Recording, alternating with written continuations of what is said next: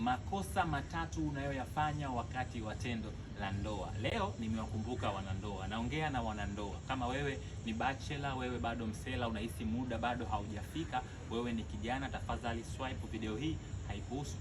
Iko hivi, kuna vitu vya kuzingatia, ikiwa ni pamoja na hakikisha kunafanyika mawasiliano ya kutosha. Kwa hiyo kukosekana kwa mawasiliano kutaharibu ufanisi katika tendo hili. Kuna umuhimu wa kuwasiliana naye, kwa sababu huyo mtu wewe umemkuta hapa duniani. Wanasaikolojia wanasema inahitajika walau miaka 7 katika mahusiano ili kumsoma mwenzako. Sasa haijalishi mmeshafika au bado miaka 7, lakini bado wewe unahitajika kumsoma mwenzio. Mawasiliano haya ni siku kabla, masaa kabla au dakika kabla.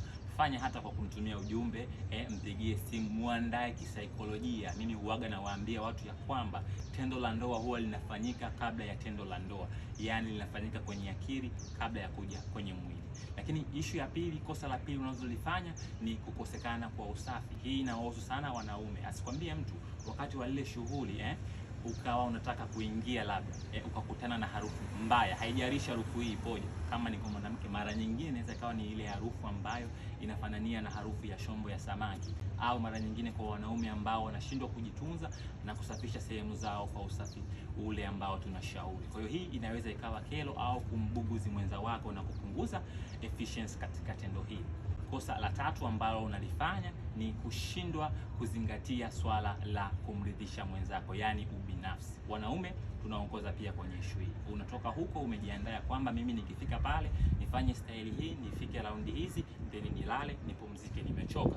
Unashindwa kufikiria mwenzio. Kwa hiyo ieleweke ya kwamba wote inabidi tufikirie. Mwanaume amfikirie mwanamke na mwanamke amfikirie mwanaume, ili tushirikiane, kwa sababu tafiti zinaonyesha ya kwamba bao la kwanza linapatikana kabla hata ya dakika 5 kwa wanaume wengi. Kwa hiyo ukishindwa kumfikiria mwenzio ambaye anahitaji walau dakika 20 na kuendelea ili afike mshindo, maana yake utamwacha njiani na utasababisha tafrani. Pengine kesho watu watakuja watakusaidia na utaanza kulaumu. Ikumbuke ya kwamba kwa changamoto za mirija kuziba, kukosekana kwa mtoto, vimbe maji, vimbe nyama au changamoto zozote za maambukizi katika sehemu hizi za uzazi, niko hapa na nazitatua kwa wepesi sana. Tafadhali wasiliana nami kwenye namba ambazo unaziona kwenye skrini yako. Kumbuka kushare makala hii ili rafiki yako naye akomboke, aepukane na adha hizi.